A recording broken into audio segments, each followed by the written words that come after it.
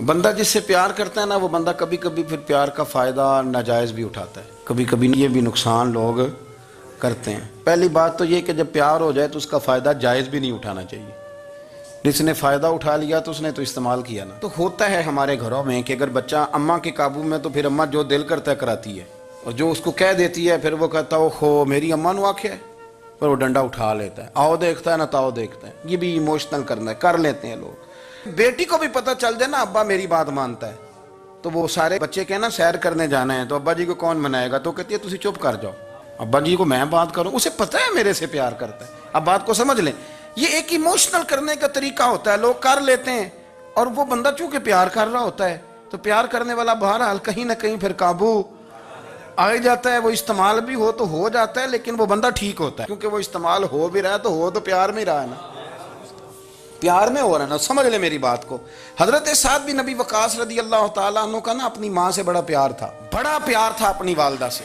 تو حضرت سعد بن نبی وقاص کلمہ پڑھ گئے، اماں جی نے بھوک ہڑتال کر دی، اسے پتہ تھا کہ میرا پتر مجھ سے پیار بڑا کرتا ہے، میں نے بالآخر منوا لینا ہے۔ تھوڑی سی آبادی تھی، ایک گھر کے اندر جو مسئلہ چھڑتا تھا نا اس کا سارے شہر کو پتہ چل جاتا تھا۔ اب کونوں میں گلیوں میں اب باتیں بھی ہونے لگیں کہ وہ سعد کی ماں ہڑتال پہ بیٹھی ہوئی ہے، بڑا مسئلہ ہے۔ اب پریشر بڑھنے لگا۔ حضرت سعد بن نبی وقاص فرماتے ہیں کہ وہ جو میرے قریبی لوگ تھے نا صحابہ، وہ بھی مجھے کہنے لگے یار کوئی رستہ نکال، ہر چوک میں تیری بات ہوتی ہے۔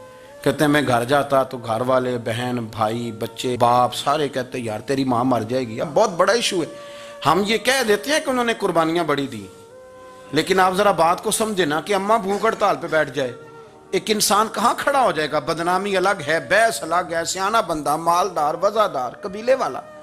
حضرت سعد بن نبی وقاص کی ماں نے 3 دن تک روٹی نہیں کھائی، پانی نہیں پیا، بے ہوش ہو گئی۔ اب جب بے ہوش ہوئی تو شور پڑا، سارا محلہ جمع ہو گیا، اب سارے لوگ کھڑے، اور بچہ وہ ہے جو ماں کی بڑی ماننے والا ہے۔ اماں کے اوپر لوگوں نے پانی شانی ڈالا، ہوش آئی تو حضرت سعد بن نبی وقاص قریب آئے، کہنے لگے اماں ایک بات کرنی ہے۔ اماں بھی بڑی مشکل سے اٹھ کے بیٹھ گئی کہ پتر ماننے لگا میرا۔ لوگ بھی کھڑے ہو گئے، مسکراہٹ بھی ہونے لگی کہ لو نہ کوئی بات ہونے لگی، یا ماں کہتی ہے کلمہ چھوڑ دے پھر مانوں گی۔ حضرت سعد بن نبی وقاص کہنے لگے اماں سن میری بات، 3 دن ہو گئے، مکے کا کوئی کونا کھدرا ایسا نہیں جس میں میری تیری باتیں نہ ہوئی ہیں، اور قبیلے کا، علاقے کا کوئی شخص نہیں، لوگوں نے بڑی باتیں کی، اور لوگ جب باتیں کرنے پہ آتے ہیں پھر اوپر تک جاتے ہیں۔ یہ بھی کہا کہ کیا دین یہ سکھاتا ہے کہ ماں بھوکی مر جائے؟ یہ بھی لوگوں نے کہا میں نے ہر شے سنی، برداشت کی، اماں اب تو میری بات کان کھول کے سن لے۔ ماں کہنے لگی وہ کیا؟ تو حضرت سعد کہنے لگے پیدا مجھے تو نے کیا ہے، 9 ماہ تیرے پیٹ میں رہا ہوں، روٹی تیرے ہاتھ سے کھائی ہے، تجھ سے زیادہ بہتر مجھے کوئی نہیں جانتا۔ ماں سن تیری کتنی جانیں؟ اماں کہنے لگی 1۔ تو حضرت سعد فرمانے لگے تیری 1000 جان بھی ہو نا تو ایک ایک کر کے ساری نکل جائے تو میں محمد عربی کا کلمہ پھر بھی نہیں چھوڑوں گا۔ ختم ہو گئی بات۔ یہ کیا بات؟ وہ کچا رنگ للاری والا جڑا چڑھ دا تے لیندا رہندا، یہ عشق تیرے دا رنگ محمد جدوں چڑھ جائے پھر نہیں لیندا۔ یہ کیا بات ہوئی؟ اماں تیری 1000 جان بھی ہو، روٹی کھانی ہے تو کھا، نہیں کھانی تو نہ کھا۔ یہ لفظ کہتے ہیں حضرت سعد بن نبی وقاص رو پڑے، آنسو آ گئے، لفظ کہہ کے باہر نکلے، مجمع چھٹ گیا، جس نے جو مطلب لینا تھا لیا، جس نے جو کہنا تھا اس نے کہا۔ حضرت سعد چلے گئے، شام کو گھر آئے تو اماں روٹی کھا رہی تھی۔ تو حضرت سعد فرماتے ہیں کہ محلے کی بیویاں کہنے لگی روٹی کیوں کھا رہی ہو؟ تو ماں رو پڑی، کہنے لگی پتر میرا ہے، میں نے پیدا کیا ہے، میرے پتر نے کبھی ضد نہیں کی، اس کے دل میں کچھ ہے اتر گئی ہے، کوئی ہے، کوئی کچا پکا جذبہ ہوتا تو میں تو 2 آنسو بہاتی تھی تو میرا پتر لوٹ آتا تھا، پر کسی رستے کا مسافر بن گیا ہے، اب کہیں پہنچ گیا ہے اور میں اس کا درد سمجھ گئی ہوں، جہاں گیا ہے اب وہاں سے یہ لوٹ سکتا۔ آپ سمجھیں اتنا تگڑا ایمان جن لوگوں کا، ان کے بارے میں لوگ ڈسکس کریں گے۔ ان کو نا قرآن پاک نے بطور نمونہ بیان کیا ہے۔ اللہ فرماتے ہیں ایمان اس طرح کا جس طرح میرے نبی کے صحابہ کا۔ یہ منافقوں کی بات ہو رہی ہے پہلے سے بارے میں، وَإِذَا قِيلَ لَهُمْ آمِنُوا كَمَا آمَنَ النَّاسُ، جب ان سے کہا جائے کہ ایمان اس طرح لاؤ جس طرح میرے نبی کے صحابہ لائے ہیں، قَالُوا أَنُؤْمِنُ كَمَا آمَنَ السُّفَهَاءُ، تو وہ کہتے ہیں اس طرح ایمان لائیں جیسے بیوقوف لائیں، یہ تو بیوقوف ہے، ہر شے نبی پاک پہ قربان کر رہے ہیں۔ تو اللہ فرماتے ہیں الا انہم ہم السفہاء، خبردار ہو جاؤ میرے نبی پاک کے غلاموں کو بیوقوف کہنے والو تم بیوقوف ہو۔ اللہ کہتا ہے تم پاگل ہو، بیوقوف ہو، اللہ انہیں پاگل کہتا ہے. اللہ پاگل کہتا ہے انہیں جو نبی پاک کے صحابہ کو پاگل کہتا ہے، اللہ انہیں پاگل کہتا ہے. یہ معیار ایمان ہے. قرآن نے کہا ایمان اس طرح کا جس طرح کا نبی پاک کے وَإِذَا قِيلَ لَهُمْ آمِنُوا كَمَا آمَنَ النَّاسُ، ایمان اس طرح لاؤ جس طرح میرے نبی پاک کے صحابہ ایمان لائے ہیں اس طرح ایمان. حضرت عبداللہ ابن عمر رضی اللہ تعالیٰ عنہ فرمایا کرتے تھے جو دن بھی طلوع ہوتا ہے نا وہ اعلان کرتا ہے، وہ اعلان کرتا ہے اور کہتا ہے بھئی اگر کوئی کام کرنا ہے تو کر لو، میں آج آیا ہوں، آج کے بعد میں دوبارہ نہیں آؤں گا. قیمتی ہیرے ہیں زندگی کے لمحے، ان کو ضائع نہ کریں. بس کر دیں بڑا ہو گیا سوشل میڈیا، اور بس کر دیں بڑی ہو گئی خبریں، اور بس کر دیں بڑے ہو گئے فضول تبصرے، اور بس کر دیں. امام مسلم رحمۃ اللہ تعالیٰ علیہ جنہوں نے مسلم شریف لکھی ہے، امام صاحب کا وصال زیادہ کھجوریں کھانے سے ہوا تھا. ایک حدیث تلاش کرنی تھی تو کھجوروں کا ٹوکرا پاس رکھ لیا تو کتابیں بھی ٹٹولتے رہے اور کھجوریں بھی کھاتے رہے. صبح حدیث بھی مل گئی اور ٹوکرا بھی خالی ہو گیا، پر کھجوریں اتنی زیادہ کھا لی تھیں کہ وصال کر گئے. کسی نے ان سے کہا کہ روٹی نہیں آپ کھاتے، زیادہ کھجوریں کیوں کھاتے ہیں؟ تو آپ فرماتے ہیں میرا کام ہے حدیث تلاش کرنا، میرا کام ہے حدیث کی سند پر بات کرنا، مسلمانوں کو صحیح اسناد کے ساتھ ان کے پیارے نبی صلی اللہ علیہ وسلم کی خوبصورت باتیں ان تک پہنچانا. تو فرماتے تھے روٹی کھاؤں نہ تو مطالعے میں فرق آتا ہے، روٹی توڑنے پر بھی توجہ جاتی ہے، پھر سالن لگانے میں توجہ جاتی ہے، تو کھجور جو ہے یہ منہ میں رکھ کے نہ تو پڑھتا بھی ساتھ ساتھ رہتا ہوں. تو روٹی کھانے اور کھجور کھانے میں مجھے فائدہ یہ ہوتا ہے کہ کھجور کھاتے کھاتے میرا دین کا کام جاری رہتا ہے. اپنے اوقات کو ضائع نہیں کریں. آپ وہ کتابیں جو ہمارے بزرگ لکھ گئے وہ ہم سے ساری پڑھی نہیں جا سکتی، ان کے وقت میں برکت تھی، ہم نے بڑا ٹائم ضائع کر لیا ہے، اس کو ضائع نہ کرو. ایک تو کوئی چیز فضول نہیں، اپنے اوقات کو بچائیں. جو ٹائم بچ جائے وہ ذکر الہی میں لگا دیں، تلاوت قرآن میں لگا دیں، اللہ کی عبادت میں لگائیں. پڑھنے اور لکھنے میں وقت کو آپ یقین کریں بہت سارے لوگ ہیں فارغ ہیں، کبھی کبھی بڑا اہم اور ضروری کام کرنا ہوتا ہے تو بعض دوست ملنے کے لیے آ جاتے ہیں. اب ایک ریسرچ جاری ہے، میں ایک تفسیر کو دیکھ رہا ہوں، مجھے ایک بڑا اہم کام کرنا ہے. ایک دوست ملنے کے لیے آیا ہے اور اس سے پوچھا صاحب آپ کیسے ہیں؟ تو کہنے لگا میں فارغ تھا تو میں نے کہا چلو پیر صاحب کے پاس چلتا ہوں. تو میں اس سے یہ کہہ رہا ہوں کہ میاں جب میں فارغ ہوں گا تو تب آپ کو آنا چاہیے تھا نا. آپ اس کو وقت گزارنے کا ذریعہ تو نہ سمجھیں. اور پھر اگر آپ آئے ہیں تو آپ کو علمی بات کریں، آپ کو دین کی بات پوچھیں، میں آپ کے ساتھ ڈسکس کروں.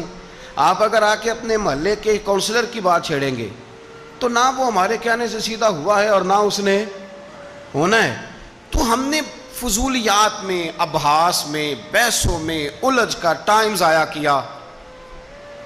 پلٹ کے دیکھو زندگی میں کتنا وقت ضائع ہوا ہے. یہ کبھی دوبارہ ہمارے ہاتھ یہ کبھی ہاتھ نہیں آئے. میرے نبی پاک علیہ السلام نے فرمایا جنتی کبھی افسوس نہیں کریں گے، پر اس بات پر جنتی بھی افسوس کریں گے کہ یار وہ 4 لمحے ضائع کیوں ہو گئے. حضرت عبداللہ ابن عمر گزر رہے تھے تو ایک قبر پر نظر پڑی آپ کی، تو آپ نیچے اتر آئے گھوڑے سے، تو تھوڑا سا سائیڈ پہ مصلی بچھایا اور 2 رکعت نماز ادا کی. پھر سفر شروع ہوا تو آپ کے خادم جو ساتھ تھے وہ عرض کرنے لگے حضور آپ کی اس بات کی سمجھ کوئی نہیں آئی کہ آپ نے گھوڑے سے اترے اور صرف 2 رکعتیں پڑھی اور چل دیے. تو آپ فرمانے لگے کہ میں جب گزر رہا تھا تو میرے دل میں خیال آیا کہ یہ جو قبر میں لیٹا ہوا ہے نا یہ تو ترس گیا ہوگا کہ مجھے 2 رکعتوں کا وقت ہی مل جائے. حضرت عبداللہ ابن عمر کہتے ہیں میرے ذہن میں خیال آیا کہ قبر میں لیٹ کے ترس رہا ہوگا کہ مجھے 2 رکعتوں کا. لیکن یہاں تو لوگوں نے میرے بھائی 6 گھنٹے گردنیں تھک گئیں موبائل پہ جھکی ہوئی، لیکن محمل اور فضول اور کوئی معنی نہیں اور کوئی مقصود نہیں، اور اس نے یہ کہہ دیا تو اس نے وہ کر دیا، اور اس نے یہ آج کل جو بیماری چلی ہے نا اس سے سب سے زیادہ نفسیاتی مریض وہ لوگ بن رہے ہیں جن کا تعلق موبائل اور خبروں سے زیادہ ہے. اور اگر میں کہہ دوں کہ 90% لوگوں کا تعلق ہے اس کے ساتھ تو میری بات غلط تو نہیں؟ کیونکہ ہر وقت ہم اسی کو دیکھتے رہتے ہیں، ادھر یہ ہو گیا، ادھر وہ ہو گیا، ادھر ایسے ہو گیا. تو وہ چیزیں ہماری نفسیات کو، گھروں کے اندر بیٹھے بہت سارے لوگ بیمار ہو گئے اور ذہنی مریض بن گئے. کیوں؟ اس لیے کہ انہوں نے اپنا دل نہ قرآن پاک میں لگایا، نہ تلاوت میں لگایا، نہ اذکار میں لگایا، نہ وظائف میں لگایا، نہ ہماری طبیعت ہے یہ کام کرنے کی، تو الٹا سیدھا سوچ ساچ کے تو ہم الجھ جاتے ہیں۔ یہ گھروں میں جھگڑے زیادہ کیوں ہوتے ہیں کہ بہو ذکر نہیں کرتی اللہ کا، ساس کے خلاف ہی سوچتی رہتی ہے، اور ساس ناراض نہ ہوں، ساس و سسر جن کی عمر اب اتنی زیادہ ہو گئی ہے کہ اب اگلا سٹیج دنیا سے جانے کا ہی ہے، وہ بھی اتنی توجہ کرتے ہیں کہ یہ میرا بیٹا کیا آج شام کو مٹھائی کا ڈبہ لایا ہے کہ یہاں وہ بالٹے سیب لایا ہے۔ اگر ساری توجہ ادھر دینی تھی تو اس سے زیادہ بہتر نہیں تھا کہ مصلی کو وقت دیتے؟ اتنی باریکی سے لوگوں کا خیال نہ رکھیں، اپنا خیال رکھیں۔ سارے لوگ ہی حکمت والے تھے، سارے لوگ ہی شانوں والے تھے، حضور کے ہر صحابی کی بڑی عظمت ہے۔ کیا شان ہے جناب صدیق اکبر کی، اور کیا مرتبے ہیں حضرت فاروق اعظم کی، اور کیا کمال ہے حضرت عثمان غنی کا۔ لیکن چونکہ ہر پھول کی اپنی خوشبو ہوتی ہے، جو دانائی، جو علم، جو فقاہت، جو اسلوب اللہ نے مولا علی شیر خدا کو عطا فرمایا تھا، جو شانیں اللہ نے مولا کائنات کو عطا فرمائی تھی، وہ تو حدیث آپ نے کئی دفعہ سنی ہوگی کہ حضور نے فرمایا میں علم کا شہر ہوں اور علی اس کا دروازہ ہے۔ میں آج آپ کو ترمذی کی ایک اور حدیث سناتا ہوں۔ نبی پاک علیہ السلام نے فرمایا انا دار الحکمت، انا دار الحکمت، انا دار الحکمت۔ کیا خوبصورتی ہے اور کیا شان ہے میرے نبی پاک کی۔ حضور فرمانے لگے میں حکمت کا گھر ہوں، میں حکمت کا گھر ہوں، انا دار الحکمت وعلی بابھا، میں حکمت کا گھر ہوں اور علی اس کا دروازہ ہے۔ علی اس کا دروازہ ہے، اس گھر کا جو گھر حکمت کا خود رسول پاک کی ذات ہے۔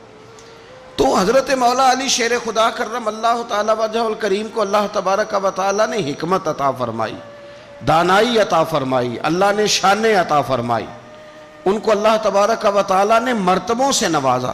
اچھا ہمارے ہاں یہ بھی ہوتا ہے کہ جو پہلوان آدمی ہوتا ہے نا میدان میں لڑنے والا پہلوان، وہ اکثر سیاںا نہیں ہوتا الا ماشاءاللہ۔ جو کوئی پہلوان جو ہوتا ہے وہ کئی دفعہ عقل مندی والا معاملہ اور فیصلہ نہیں کرتا، لیکن حضرت علی کا کمال یہ ہے کہ ان سے بڑا دلیر بھی کوئی نہیں اور ان سے زیادہ سیاںا بھی کوئی نہیں۔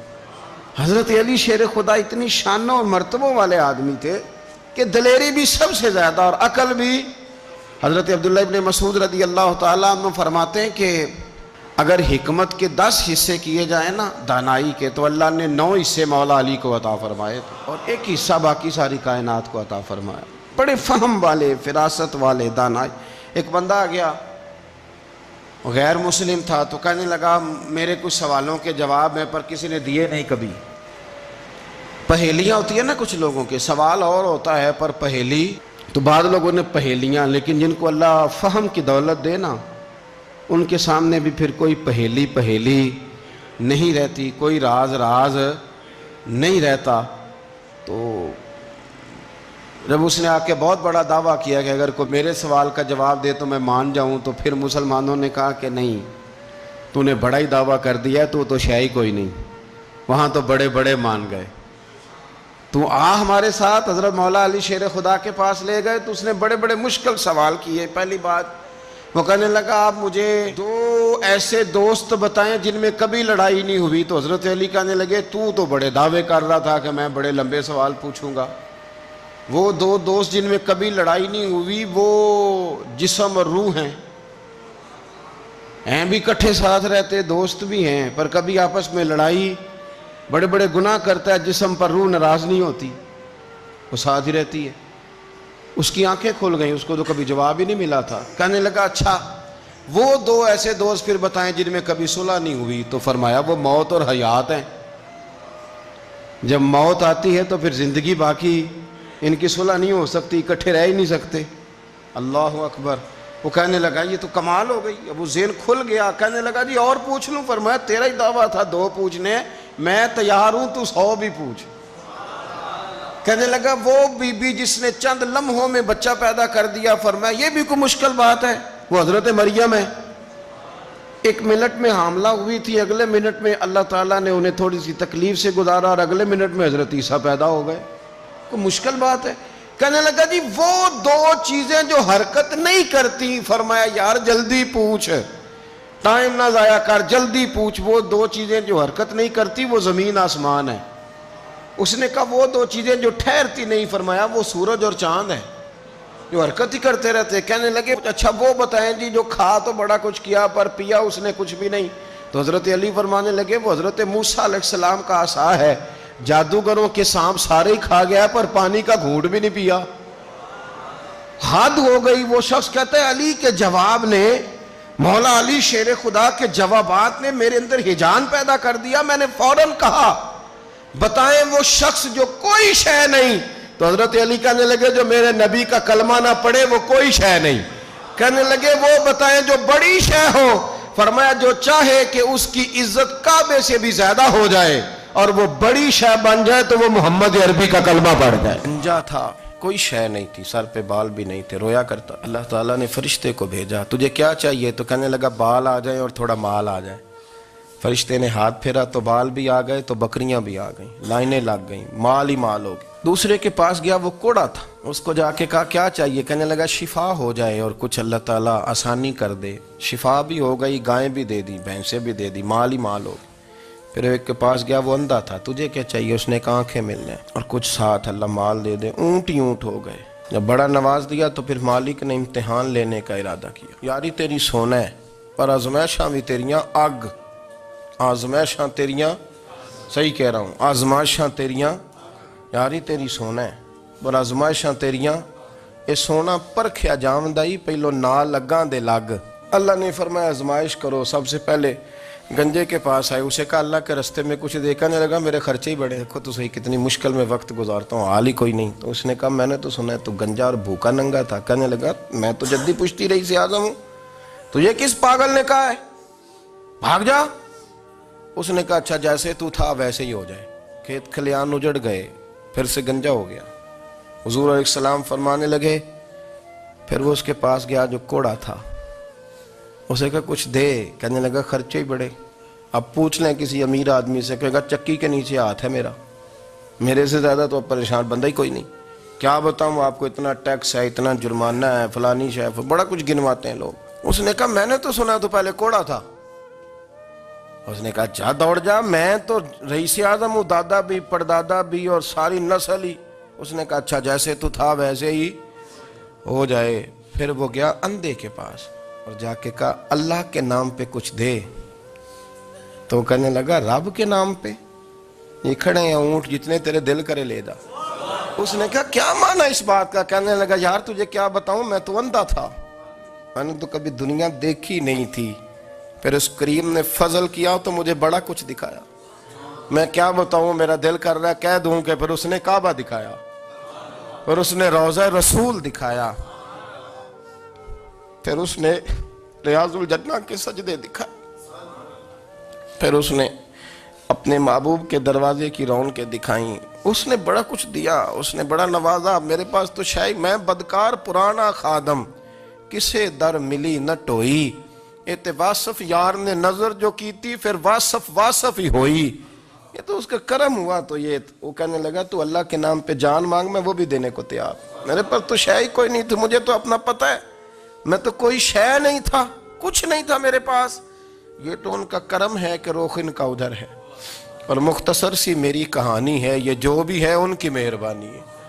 تو وہ کہنے لگا میں بھی کچھ لینے نہیں آیا تھا، تیری آزمائش ہی کرنے آیا تھا. تیری عزتیں بھی سلامت رہیں گی، تیرا مال بھی سلامت رہے گا، تیری شفا بھی.